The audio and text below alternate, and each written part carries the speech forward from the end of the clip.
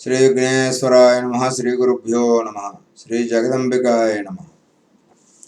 ఏకవేణి జపాకర్ణపూర నగ్న ఖరాస్థిత లంబోష్టి కర్ణా కర్ణికాకర్ణి తైలాభ్యక్త శరీరిణి వామపాదోల్లసల్లోహ లతాకంటక భూషణ వరమూర్ధధ్వజ కృష్ణ కాళరాత్రిర్భయంకరీ. శ్రీ దేవి భాగవతం వింటూ ఉన్నాము. సప్తమ స్కందంలో మంత్రయోగ ప్రబోధము, వాయుధారణ, మంత్రధారణ, బ్రహ్మ విద్య, భక్తి యోగము, నిరంతర సాధన అనేటువంటివి విన్నాము. శ్రీదేవి ఆ జగన్మాత ఈ భూమండలం మీద ఉన్నటువంటి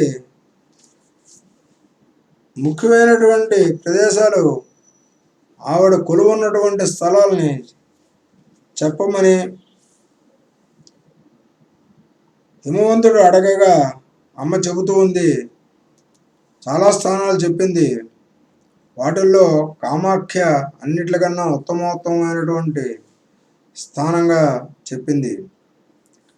ఆ పైన ఇంకా ఉన్నటువంటి ఆ దేవి క్షేత్రాలు చెబుతూ ఉన్నారు, విందాం.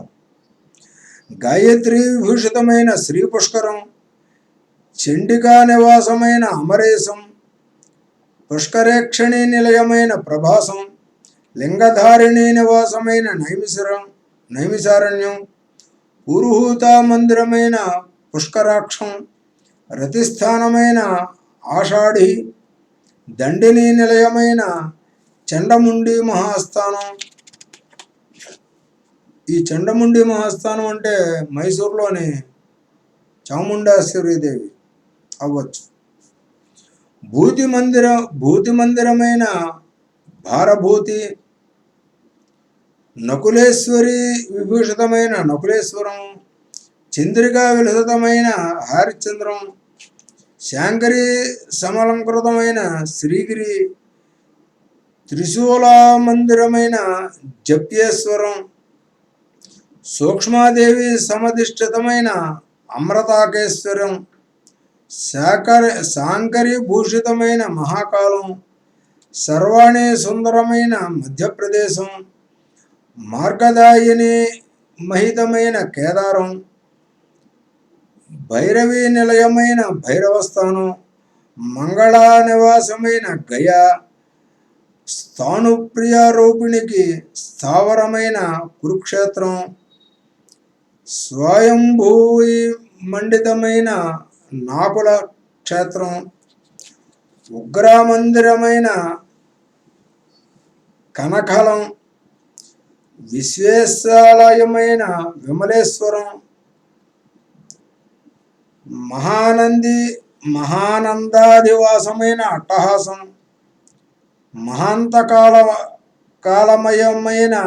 మహాంతకాలయమైన మహేంద్రం, భీమేశ్వరి నిలయమైన భీమక్షేత్రం, భవానీ శాంకరి రుద్రాణి నామ విరాజితకు నిలయమైన అర్ధకోటికం, విశాలాక్షి నివాసమైన అవిముక్తం అంటే కాశీ, మహాభాగా నిధానమైన మహాలయం, కర్ణిని నివాసమైన గోకర్ణం, భద్రస్య నిలయమైన భద్రకర్ణకం, ఉత్మలాక్ష్మి మందిరమైన సువర్ణాక్షం, స్థాణ్వీసా నిలయమైన స్థాణుక్షేత్రం, కమలాలయమైన కమలాలయం, ప్రచండ మందిరమైన చగలాండకం, త్రిసంధ్యా నివాసమైన కురండలం, ముకుటేశ్వరి నిలయమైన మాకోటం, శాండకీ స్థానమైన మండలేశ్వరం, కాళీ నివాసమైన కాళంజరం, ధ్వని మందిరమైన శంకుకర్ణం, స్థూలస్య విలసితమైన స్థూలకేశ్వరం, హుల్లేకారూపిణికి విహార భూమి అయిన జ్ఞాని హృదయాంభోజం. ఇది అన్నిట్లకన్నా బాగా అతి చెరువులో అతి దుర్లభం అయినటువంటి స్థానం ఇది. హుల్లేకారూపిణికి విహార భూమి అయిన జ్ఞాని హృదయాంభోజం అంటే అమ్మవారి యొక్క భక్తుల హృదయంలో ఉంటాను అని చెబుతోంది. ఇవన్నీ నాకు అత్యంత ప్రీతిపాత్రాలు. ఆయా రూపాలతో నేను నివసించే దివ్య క్షేత్రాలు. హిమాలయ ఆయా క్షేత్ర మహాత్యాలను గురించి ముందుగా విని తెలుసుకుని అటుపైనే అక్కడికి వెళ్ళి విధి విధానాలను అనుసరించి నన్ను అర్చించాలి. ఇది సాధ్యం కాదనుకుంటే సర్వక్షేత్రాలకు నిలయము కాశీక్షేత్రం. అక్కడికి వెళ్ళి నన్ను ధ్యానిస్తే సకల క్షేత్ర సకల దేవి సందర్శన ఫలం లభిస్తుంది, భవబంధ ముక్తి సిద్ధిస్తుంది. అన్నిటికన్నా చాలా చిన్న సూక్ష్మమైనటువంటిది. మనం కనబడింది కనపడలేదు ఇంకొకటి అనుకునేటటువంటి ఇలాంటి సంశయాలు ఏమి పెట్టుకోక్కర్లేకుండా అమ్మ అనుగ్రహించే చోటు కాశీక్షేత్రం అనేది ఆఖరిగా చెప్పింది.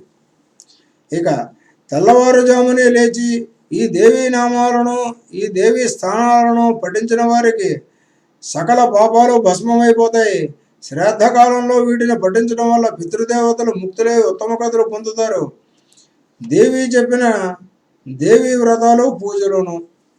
ఇక నగోత్తమ ఇంకా ఇప్పుడు స్త్రీ పురుషులు ఆచరించవలసిన దేవీ వ్రతాలు వివరిస్తాను, ఆలకించు. అనంత తృతీయం రస కళ్యాణిని, ఆర్ద్రానందకరం అని 3 ప్రధాన వ్రతాలు ఉన్నాయి.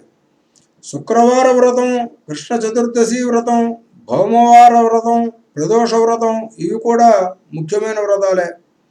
ప్రదోష వేళలో అంటే సాయం సంధ్య వేళ శివుడు పార్వతితో కలిసి ఆనంద నృత్యం చేస్తాడు కనుక ఆ సమయంలో దేవీ వ్రతం చేస్తే విశేషమైన ఫలితం ఉంటాయి. రోజంతా ఉపవాసం ఉండి వ్రతం చేయాలి. సోమవార వ్రతం ఒకటి నాకు చాలా ప్రీతికరమైనది. పగలంతా ఉషోషం ఉండి ఉపోషం ఉండి దేవీ పూజ రాత్రిపూట దేవీ పూజ చేసి రాత్రిపూట భోజనం చేయాలి. సరే, నవరాత్రద్వయం నాకు అత్యంత ప్రీతికరమైనటువంటి వ్రతం అని వేరే చెప్పాలా? ఇక ఇలా చాలా వ్రతాలు ఉన్నాయి. ఈ నిత్య నైమిత్తిక వ్రతాలను దీక్షతో చేసి నన్ను ఆనందింపజేసిన వారికి నా సాహిత్యం కరతలామలకం. ఇక్కడ సోమవారం ఒకటి చాలా నాకు ఇష్టమని చెప్పింది అమ్మ. సోమవారం అంటే శివుడికి ప్రీతి అని అంటారు, కానీ అందరూ శివాలయం అనుకుంటున్నారు. కానీ వారికి తెలియకుండానే అమ్మ అయ్య ఇద్దరు కలిపి ఏకత్వంగా ఉన్నటువంటి శివలింగాన్ని దర్శనం చేసుకోవడం వల్ల అమ్మ సాహిత్యం కూడా పొందినట్టే. ఇంకా నాకు ప్రీతి కలిగించే రకరకాల ఉత్సవాలు ఉన్నాయి. డోలోత్సవము, శయనోత్సవము, జాగరణోత్సవము, రథోత్సవము, దమనోత్సవము, పవిత్రోత్సవము, ఇలా చాలా ఉత్సవాలు ఉన్నాయి. వీటిని భక్తి శ్రద్ధలతో చేయాలి. వీటిలో భాగంగా సువాసిని పూజ, కుమారి పూజ, వటుకార్చనము నిర్వహించాలి. వారినందరినీ నన్నుగా భావించి అర్చించాలి. విత్తసాక్ష్యం సుతరాము పనికిరాదు. ప్రతి సంవత్సరము ఈ ఉత్సవాలను జరిపించేవారు నాకు అత్యంత ప్రీతిపాత్రులు. వారి యోగక్షేమాలు నేను చూస్తూ ఉంటాను. నగరాజా, నాకు ఏవేవి ఇష్టమో ఎలా నన్ను ప్రసన్నం చేసుకోవచ్చునో నీకు తెలియజెప్పాను. ఈ రహస్యాన్ని నువ్వు ఎవరికి పడితే వారికి చెప్పకు. శిష్యుడు కానివాడికి, భక్తుడు కానివాడికి అస్సలు చెప్పొద్దు.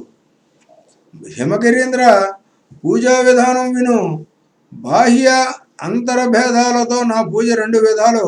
ఇందులో బాహ్య పూజ మళ్ళీ 2 విధాలు. వైదికీ పూజ, తాంత్రికీ పూజ. వైదికీ పూజలో మూర్తి భేదంతో మరి 2 విభాగాలున్నాయి. వేదపారంగులైన వారే వేద దీక్ష సమన్వితులై వైదికీ పూజ చేయాలి. వేదాధ్యయనం చేయని వారు వేదంలో చెప్పబడిన చెప్పబడని దీక్షను స్వీకరించి వేదంలో చెప్పబడిన దీక్షను స్వీకరించి తాంత్రిక మార్గంలో పూజ చేయాలి. ఇది తాంత్రికీ పూజ. ఈ పూజా రహస్యం తెలుసుకొనకుండా తారుమారు చేస్తే పతనం తప్పదు. ప్రథమ గణ్యమైన వైదికీ పూజను మరింత వివరిస్తాను తెలుసుకో. ఇంతకు ముందే నా విరాట్ రూపాన్ని చూసావు కదా నువ్వు. అనంత శీర్షము, అనంత నయనము, అనంత చరణము, సర్వశక్తి సమాయుక్తము, పరాత్పర ప్రేరకము. ఆ రూపాన్నే పూజించాలి, నమస్కరించాలి, ధ్యానించాలి, స్మరించాలి. ఇది వైదికీ పూజా స్వరూపం. శాంత స్వభావుడవై, సమాహిత మనస్కుడవై, దంభాహంకార రహితుడవై వైదికీ పూజను, దాని నిర్వాహకులను శరణు వేడుకో. ఆ విరాట్ రూపాన్నే మనసులో దర్శించు, జాపించు, ధ్యానించు. అనన్య భక్తితో నన్ను ఆశ్రయించు. యజ్ఞాలు చెయ్యి, తపస్సు చెయ్యి, దాన ధర్మాలు చెయ్యి. వీటితో నన్ను ఆనందింపజేసి నా అనుగ్రహాన్ని పొంది భవబంధ విముక్తుడవై మోక్షం పొందు.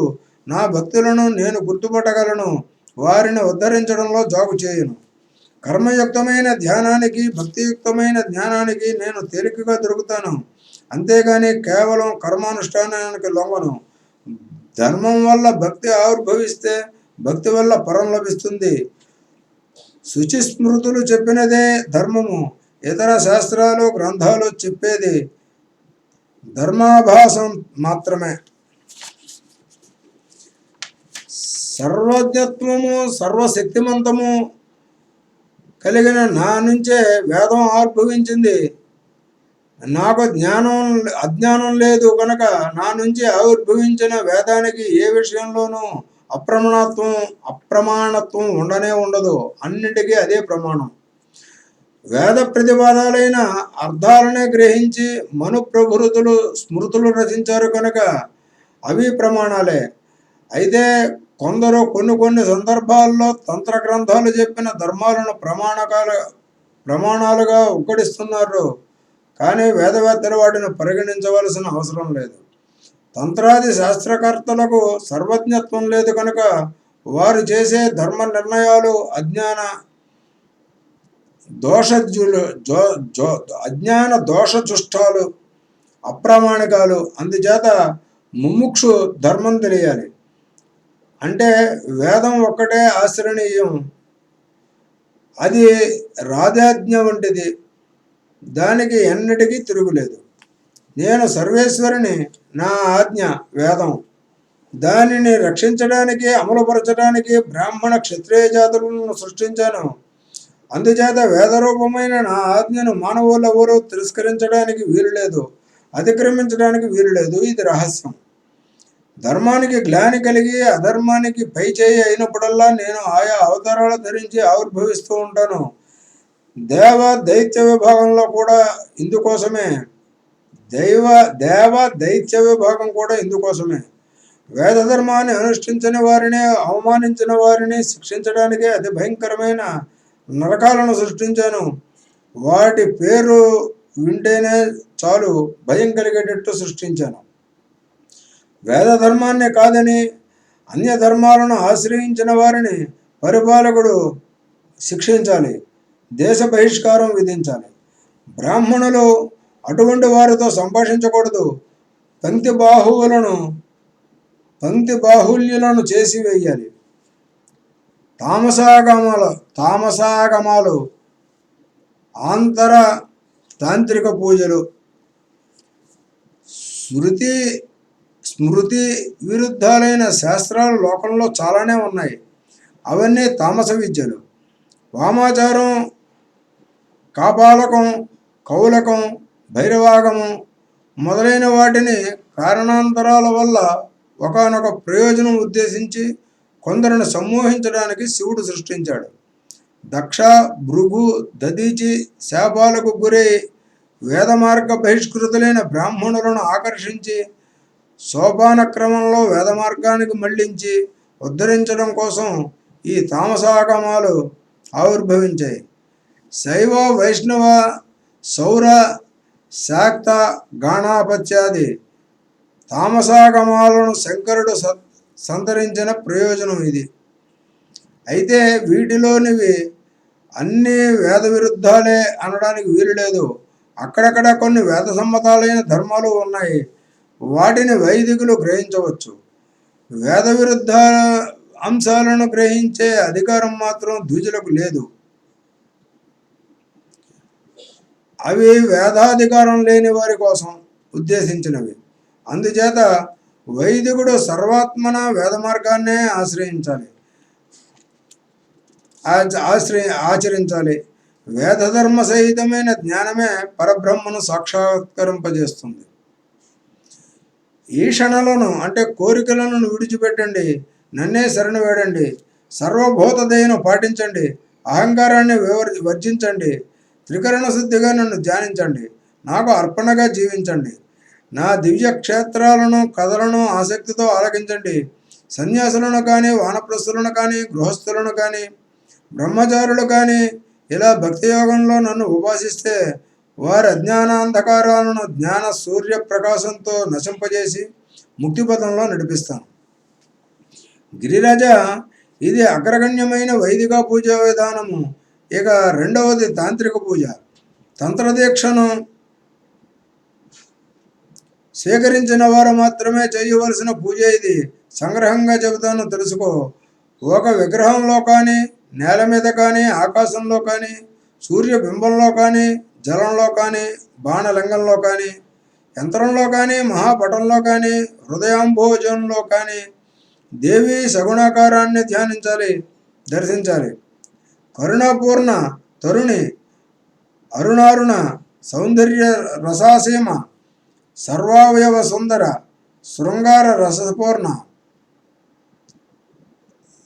భక్తార్తికాతార, ప్రసాదాసుముఖి, చంద్రఖండ శిఖండిని, పాశాంకుస్తవరా అభయహస్త, ఆనందరూపిణి జగన్మాతను ఈ రూపంగా భావించి యథాశక్తిగా ఉపచార విధులతో పూజించాలి. ఆంతర పూజకు అధికారం సిద్ధించినంత వరకు ఈ బాహ్య పూజను చేయవలసిందే. సిద్ధించిన తర్వాత దీనిని విడిచిపెట్టి ఆంతర పూజ ఆచరించాలి.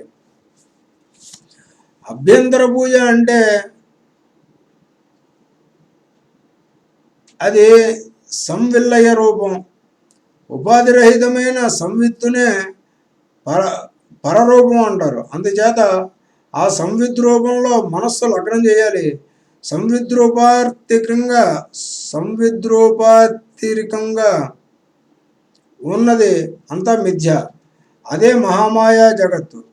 దాని వినాశనానికి సాక్షిణి అయిన ఆత్మరూపిణిని నిర్మనమస్కము యోగయుక్తము అయిన చేతస్సుతో భావించాలి. ఇది అసంఖ్యాక అభ్యాసైక సాధ్యము. అందుచేత అందరికీ అందుబాటులో ఉండే బాహ్య పూజా విధానాన్ని మరింతగా వివరిస్తాను, తెలుసుకోండి. తెల్లవారుజామునే లేచి శిరస్సీమలో ఉజ్వల పద్మాన్ని స్మరించాలి. కర్పూర కాంతులు వెదజల్లే ఆ పద్మంలో సుప్రసన్నుడు, లసద్భూషణ భూషితుడు, శక్తియుతుడు అయిన ఆ శ్రీ గురుమూర్తిని ధ్యానించాలి. అటుపైన కుండలిని దేవిని స్మరించాలి. ఈ శ్లోకంతో ధ్యానించాలి. ప్రకాశమానం ప్రథమే ప్రయాణే ప్రతి ప్రయాణేప్యమృతాయమానం అత పదవ్యాన మనుసంచరంతీం ఆనందరూపాం అబలాం ప్రపద్యే. అటుపైన శౌచాది క్రియలు ముగించుకొని అగ్నిహోత్రం చేయాలి. హోమం అయ్యాక ఆసనం వేసుకుని కూర్చుని పూజకు సంకల్పించాలి. భూతశుద్ధి చేసి హృల్లేక మాతృకాన్యాసం కావించాలి. ఇది నిత్యము చేయాలి. మూలాధారంలో హకారము, హృదయాకారంలో రకారము, భ్రూమధ్యాకారంలో ఈకారము, మస్తకంలో హ్రీంకారము. ఇది హృల్లేక మాతృకాన్యాసం. ఇంకా ఆయా మంత్రాలు చెప్పిన ఇతర న్యాసాలను కూడా శ్రద్ధగా ఆచరించాలి. స్వాత్మదేహంలో పీఠం కల్పించి ప్రాణాయామంతో విజృంభించిన హృదయాంబోజంలో మహాదేవిని ధ్యానించాలి. ఆ హృదయంబోజమే నా స్థానము. పంచప్రేతాసన విరాజితము బ్రహ్మ విష్ణు రుద్ర ఈశ్వర సదాశివులు ఈ 5గురు పంచప్రేతాలై నా పాదమూలంలో ఉంటారు. వీరే పంచభూతాత్మకులు, పంచావస్థాత్మకులు.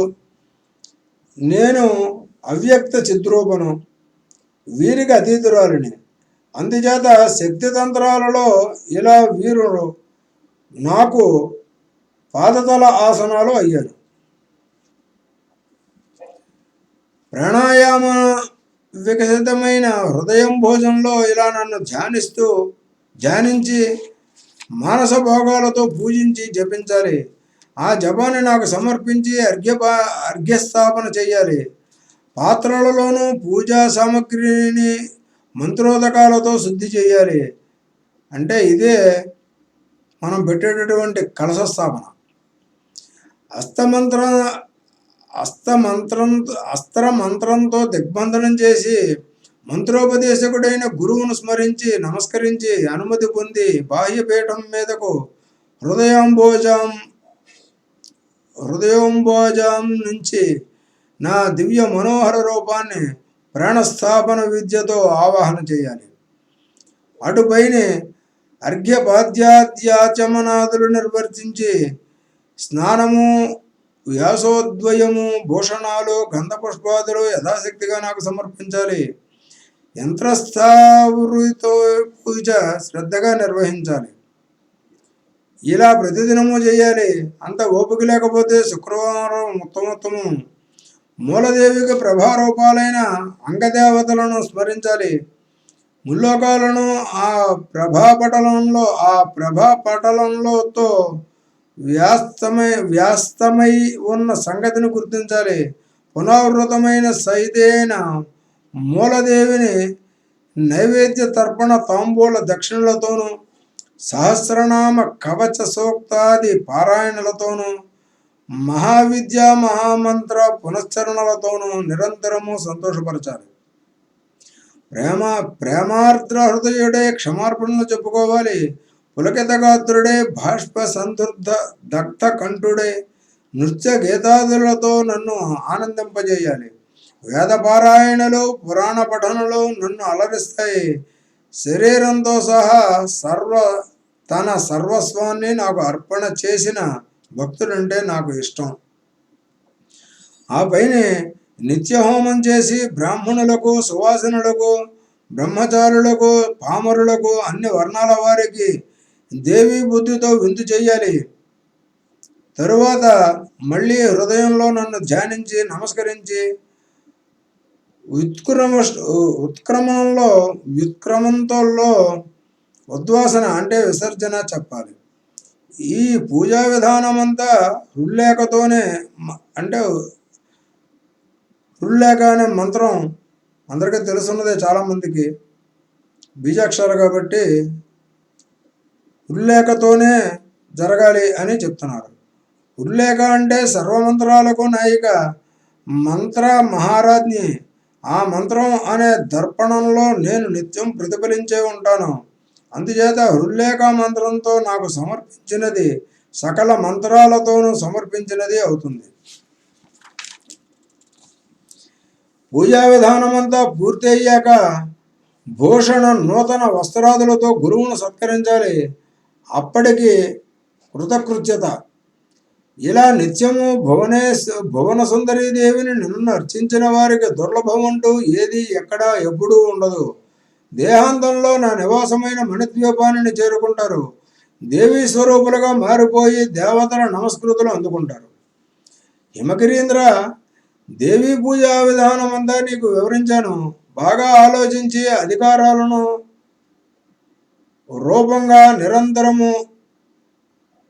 అధికారానురూపంగా నిరంతరము నన్ను పూజించి కృతార్థుడివి కావాలి. దీనిని దేవీ గీతా శాస్త్రం అంటారు. అభక్తుడికి, అశిష్యుడికి, అనర్హుడికి దీనిని ఉపదేశించకూడదు. ఇది రహస్య విద్య, తల్లి పాలిండ్ల వంటిది. అందుచేత ఎప్పుడూ బట్టబయలు చేయకూడదు, గుట్టుగానే ఉంచాలి. ఈ దేవీ గీతను శీల సంపన్నుడైన శిష్యుడికి, అర్హుడైన జ్యేష్ఠుడికి ఉపదేశించవచ్చు. శ్రాద్ధకాలంలో బ్రాహ్మణుల సన్నిధిలో దీనిని పఠిస్తే పితృదేవతలు చాలా సంతోషిస్తారు, పరమపదం పొందుతారు. శ్రీమన్ మహాదేవి హిమవంతుడు ప్రధాన శ్రోతగా సకల దేవతలకు దేవీ గీతను ఉపదేశించి అదృశ్యం అయ్యింది. అందరూ సమార్ద్రచిత్తులై ఎవరి నిలయాలకు వాళ్ళు బరువుగా నిష్క్రమించారు. జనమేజయ హిమవంతుడికి హైమవతిగా జన్మించిన మహాదేవి గౌరిగా ప్రసిద్ధురాలైంది. శంకరుడితో వివాహం జరిగింది. గౌరీ శంకరులకు జన్మనిచ్చిన స్కందుడు సర్వసేనాని తారకాసురుని సంహరించాడు. దేవతలకు వాడి పీడ వదిలించాడు. క్షీర సముద్ర మథన సమయంలో ఈ మహాదేవి లక్ష్మీ రూపంగా ఆవిర్భవించి రమగా ప్రసిద్ధురాలే విష్ణుమూర్తిని చేపట్టింది.